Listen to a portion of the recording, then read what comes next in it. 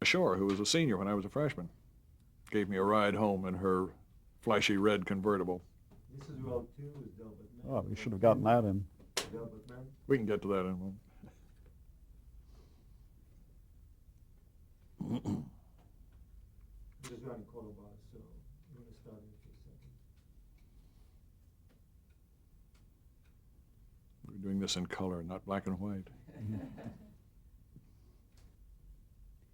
Weren't you concerned about the risk you were taking by not only enlisting but by campaigning so vigorously to become a pilot?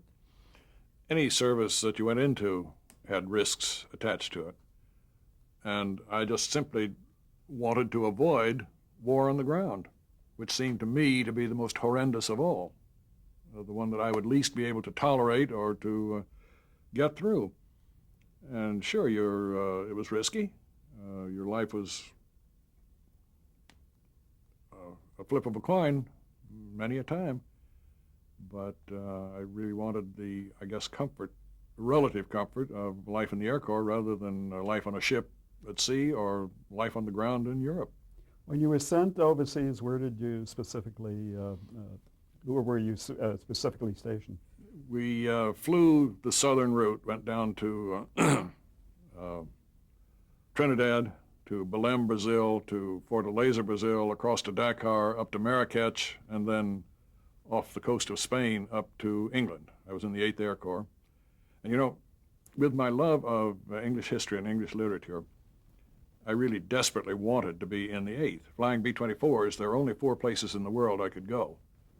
One was Alaska, in the ice and snow, flying anti-sub patrol. I really didn't want that. One was China, Burma, India, flying supplies over the hump, over the Himalayas. I didn't really feature that. Third one was the 15th Air Corps and Air Force in Italy, living on dirt fields and in tents and bombing against the southern part of Europe. And the 4th place was the 8th in England. And I longed to be in England. We took off from west to Palm Beach at midnight, a dark, moonless night, and the orders were, I had the orders in my pocket, said 1 hour out. Open the orders and see where you're going. So 1 hour, and I opened them up, yellow paper, I remember distinctly, 8th Air Force, England. It was a big thrill. And having been about 2 weeks on the road through Africa and up to England, to fly in on a spring morning, April, low over Land's End, and to see all the little villages and the hedgerows and the little churches on the hillsides, it was an enchanted place. It was just what I expected it to be. I fell in love with London and the theater there, and was stationed at Rackheath, which is in the 2nd Air Division, just on the northeast outskirts of Norwich, the easternmost base of the whole 8th Air Force. Had the air war over England settled down then, or? Very much so. I was incredibly lucky. Again, luck that I had no control over. The boys who flew in 42 and 43 caught hell. They made the Schweinfurt ball bearing raids, and they lost 50% of their planes. They made the Ploesti mission, lost huge numbers of planes and guys. And by the time I got there, I started my missions on the 29th of May. 1943? 44. 44. 44. Just about a week before D-Day. With rare exceptions, the German Air Force was pretty well out of the picture. Our biggest enemy was anti-aircraft fire, flak, and we lost a good many planes to that.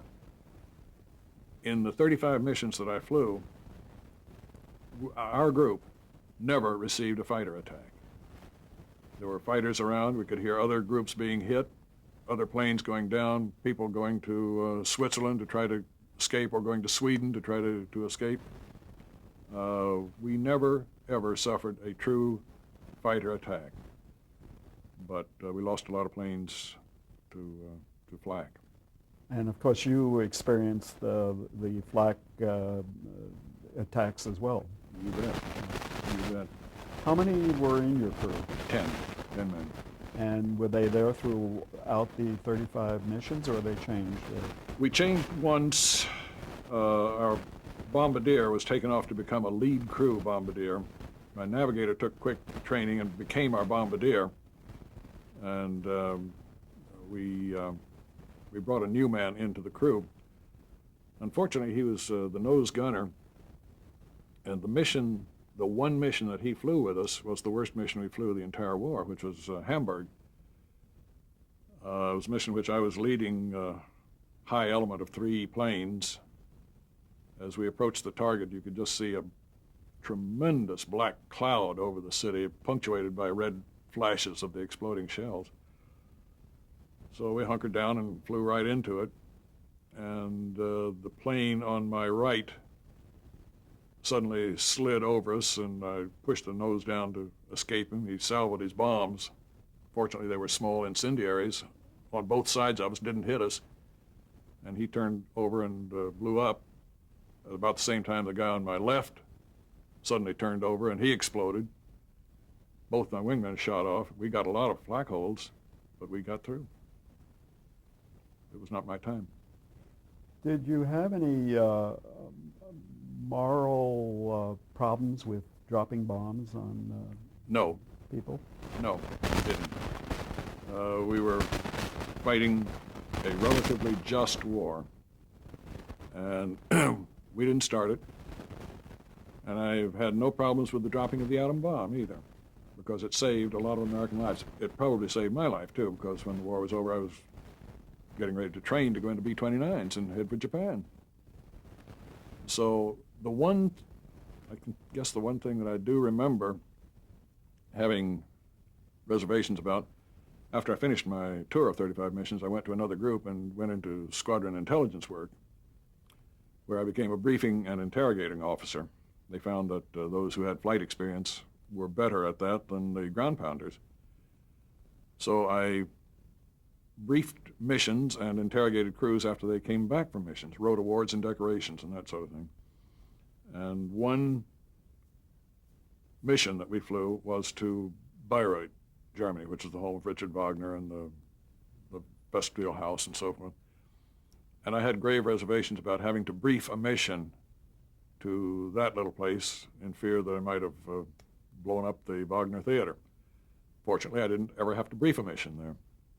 But I did think in one of all 3 of our Munich missions, which were horribly long missions with a lot of flak and lots of planes lost on each of them, that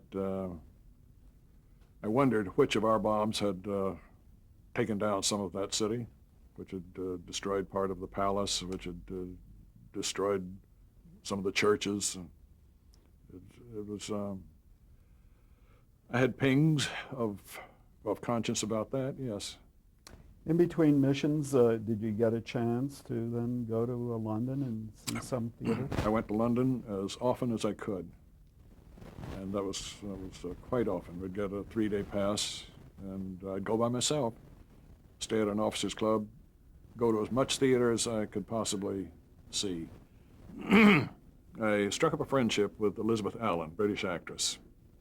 She had been in Hollywood before the war, playing David Copperfield's mother, playing in Men in White with Clark Gable, playing in Camille with Garbo. She was playing in Tomorrow the World, and on impulse, I went backstage just to tell her that I had admired her work and so forth. Her husband, who was a major in the British artillery, was there that night. I went back, and as in the British theater, we had drinks together, and we talked, and I departed and went down the long corridor toward the stage door. And Major O'Brien came to the door of the dressing room and said, "Lieutenant, come here just a second." Said, "We are going out for a little bite of dinner after theater. Would you like to join us?" I said I would love to. And so from that point on, every time I'd go to London, I would go over to Liz's house on right across the street from the Connaught Hotel, have a drink, put my feet up in front of a little fire, and we'd talk theater, go with her to a show, go with her to shop groceries, standing in line. It became a very, very close friendship. And after the war, in the some years afterward, in the 60s, Bill and Liz came over to visit us here in Hollywood, stayed with us for about a week, and we kept touch by cards and letters. Every time we'd go to London in later years, Bill was finally dead, and Liz was living down on the sea coast. We'd go down from London, bring her a bottle of champagne, have lunch with her. Did that as long as she lived. Despite the war, British theater was thriving. The British theater was something extraordinary during the war. Ralph Richardson and Laurence Olivier had been released from the Fleet Air Arm to refound the old Vic, to open it up, to get it operating again, which impressed me greatly. The importance of theater to the public was a very impressive thing. I saw Arms and the Man with the old Vic Theater, Richardson, Olivier, Sybil Thorndike, Joyce Redmond, Margaret Leighton. I saw their Richard III. I saw their Peer Gynt. I saw Uncle Vanya. At the same time, Gielgud was at the Haymarket Theater doing Hamlet and Love for Love and Midsummer Night's Dream and a whole series of plays like that. Robert Donat was playing down at the Westminster. Michael Redgrave was playing at the Garrick. Panama Hattie was playing someplace. I saw theater that just wouldn't quit. It was just wonderful theater, and I saw as much of it as I could possibly take in. And that's where I built my desire to become a part of that world.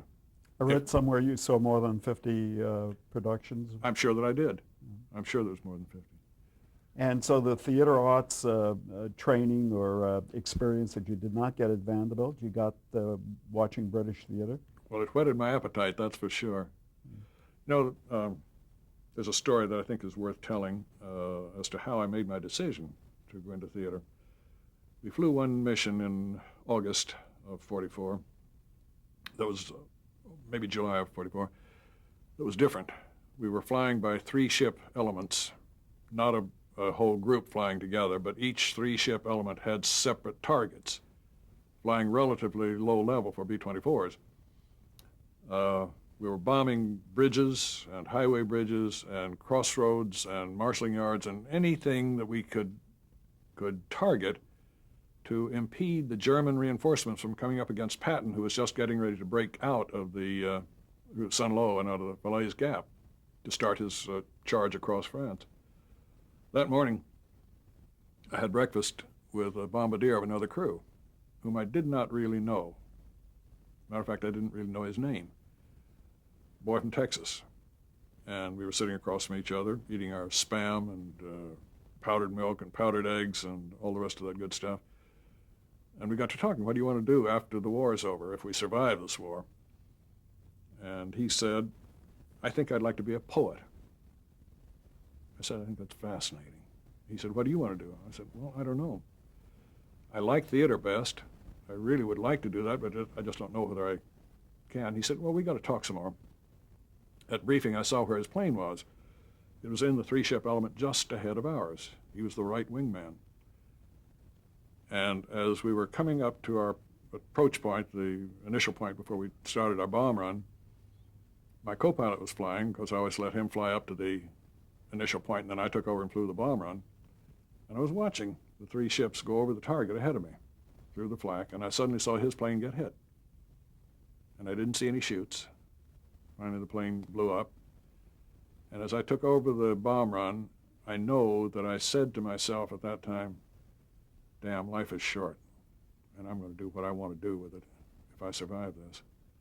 And I know I made my decision right there to try to go into theater. Do you remember that unfortunate man's name? I found out later, Rufus Burns. And you know, coincidentally, 2 years ago, I made a speech at the 2nd Air Division reunion dinner down at El Toro Marine Base, and I was telling that story. And somebody came up to me afterward and said, no, you're wrong. 2 men got out of that plane. the co-pilot and one of the gunners. I said, well, I didn't see any chutes. He said, I know the co-pilot very well. And yes, he was on Rufus Burns' crew. He said, I'm going to tell him what you said. I said, well, I thank you very much.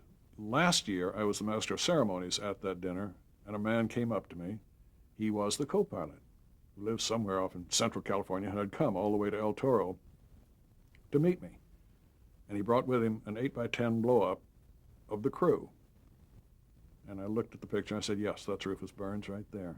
Tall man with a little black mustache, one of the 4 officers in the back, 6 enlisted men in the front type pictures. And he gave it to me, and I have that picture of Rufus Burns.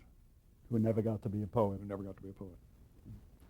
So that determined you to follow what was made the most sense and Absolutely. what was your passion. When you were visiting in the British theater and you saw Laurence Olivier, Ralph Richardson, John Gielgud, were they at their prime, would you say? Absolutely. Absolutely. The theater was just spectacular at that point. I saw production of Peer Gynt, particularly, with Richardson playing Peer, Olivier playing the button molder, Sybil Thorndike playing the mother. And I was sitting in the balcony watching this very stylish production, the final scene in front of the little white cottage with green stylized pine trees behind it and a very blue cyc around behind that. Ralph Richardson as Peer came into Joyce Redmond, who was sitting on a little stool in front of the cottage, and he knelt down beside her as he begged her her forgiveness for his misspent life. And he put his head down in her lap as the Grieg final music started to swell up and the lights dimmed down to what was in effect just a spotlight on the 2 figures in front of the cottage. They dropped a scrim in front. You could see that come down, but then you couldn't see the other scrims, which they dropped in front of the scenery and behind the actors. So that what the effect was of a mist kind of rising, and the scenery got blotted out, and all you saw was the 2 figures in the spotlight just narrowing down to the 2 of them as the Grieg music came up to its climax, and the light went down and out, and the curtain fell. I walked out of the theater. I was so elevated. I was walking on wings, and I walked down the little alley toward Leicester Square. I was just simply filled with it, and I think, again, that's where I made a major decision that I wanted to be a part of that. Later, when I worked with both of them and David Copperfield in London, I told them that story, that they had been very influential in my going into the theater. And I don't think either one of them was terribly impressed. There you are. Were you still overseas and in England when D-Day came about? Yes, that was my 6th mission, and I flew that day. Flew around to near Mont Saint-Michel to bomb a parallel highway bridge and a railroad bridge to again stop German reinforcements from coming against the landing. And we widely missed the mark and plowed up some French farmers' fields. Didn't do too much damage that day. But yes, I flew on D-Day. And what about VE Day? Where were you then when that was declared? Well, interesting. I had been in intelligence for several months. I finished my tour in September of '44. And so from September until May, I was with the 491st Group. We flew 2 missions, very low level, individual planes, each one loaded with as many ground personnel as we could carry. To fly them, one was a southern route, one was a northern route, on separate days, to look at the damage that they had helped cause to Germany. We flew down to the Rhine River at Ludwigshafen and then flew up the river about 1,000 feet, and not a bridge across the Rhine was standing. A couple of pontoon bridges were across, but the roofless, bombed, damaged, destroyed houses everywhere were really a spectacular sight. As the briefing officer, I briefed that mission, briefed both of them, and then I flew in the nose of one of the planes, not as pilot, but just as an observer, and pointed out things to the guys in the plane, things to pay a special note to. We flew over Cologne and the 2 cathedral towers standing there with damage all around them.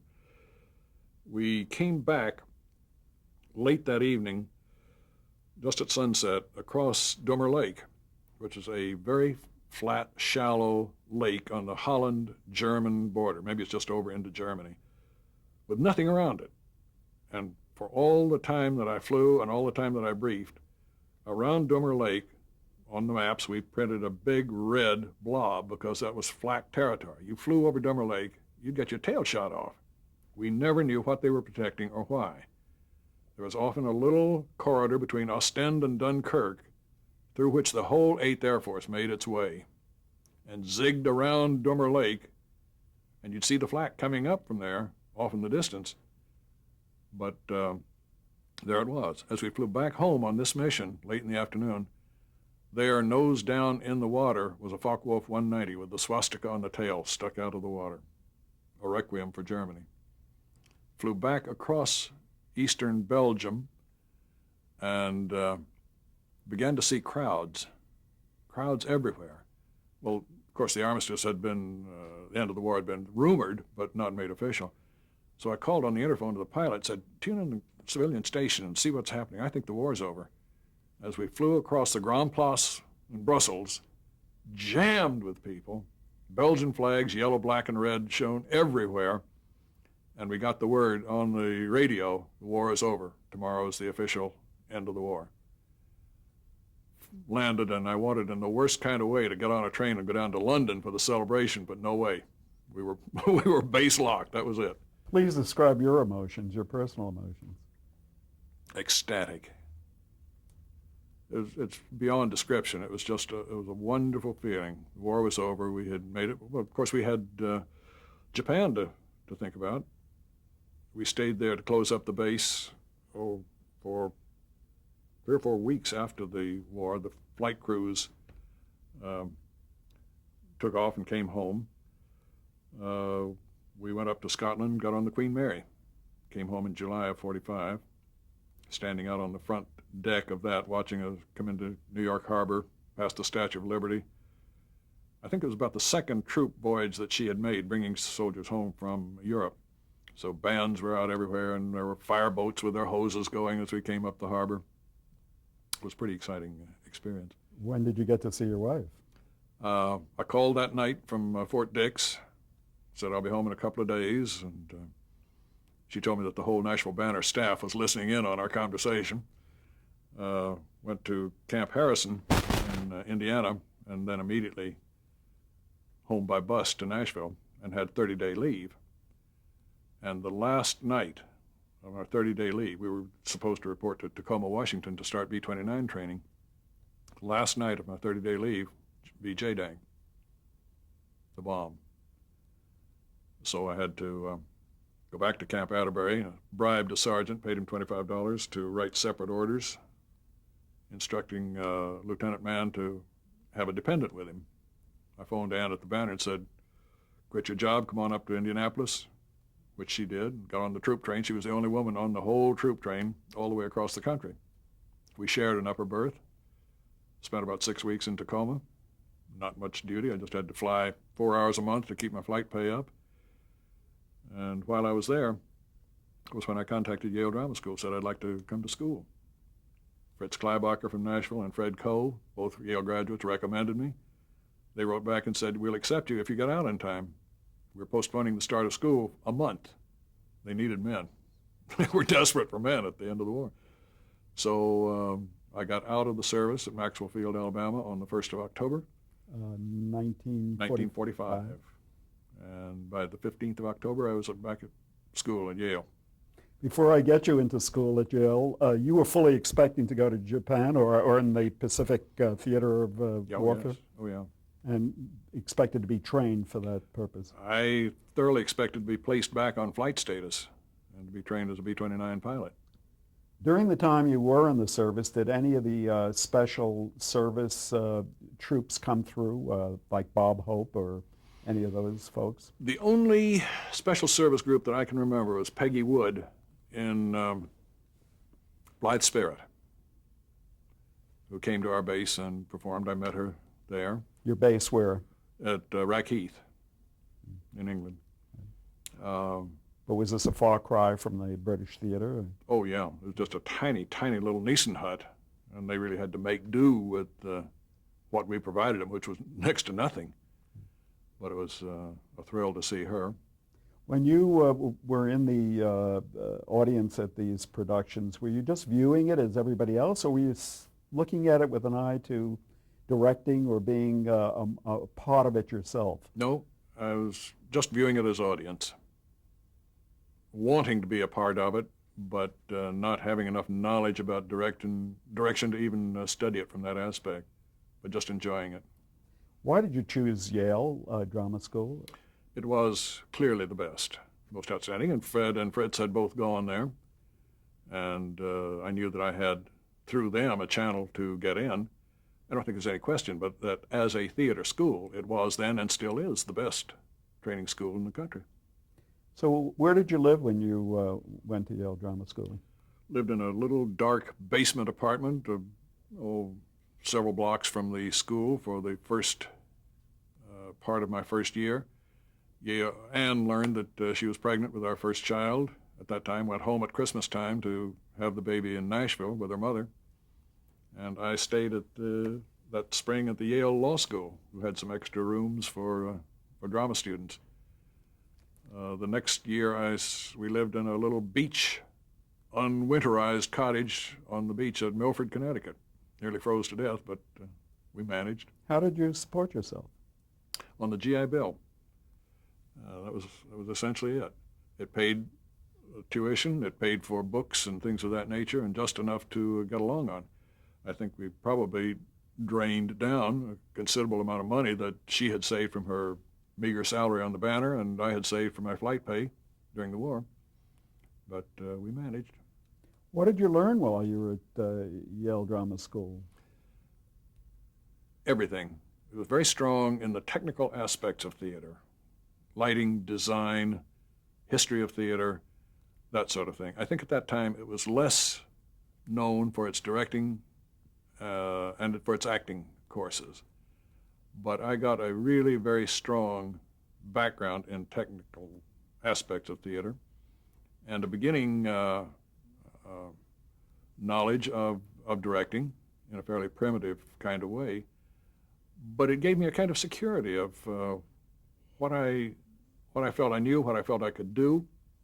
And when I finished 2 years, I had taken all of the courses for graduation. I'd done everything in 2 years' time except direct a thesis production. That was the only thing that I had not done. So again, through Fred Coe, who recommended me to Columbia, South Carolina, where he had been during the war, I went to Columbia and taught or directed there for 2 years. The same kind of community theater as Nashville. It was a wonderful learning experience. I was the only paid person on the staff other than the business manager.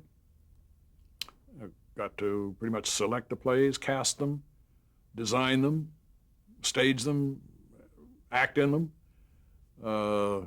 did the whole works, and it immediately put to work all of the information that I had painfully gathered at Yale for 2 years. All the lighting classes and the design classes and all of that. Earlier you suggested that when you were at Vanderbilt you weren't a particularly good student. Were you a much better student at Yale Drama School? I worked like a son of a gun. I can remember staying up all night playing Beethoven symphonies on the little portable record player to keep me awake, doing lighting papers for Stanley McCandless. And I looked at them just the other day, and they're quite remarkable in the amount of information that they have that I've totally forgotten now. I had no idea that I ever did that sort of thing. But I really, literally worked, as I should have been doing for political science and economics and sociology classes at Vanderbilt. But I just wasn't particularly interested in it at that time. I was career focused when I went to Yale. Did you meet as classmates? We're going to have to stop for another tape.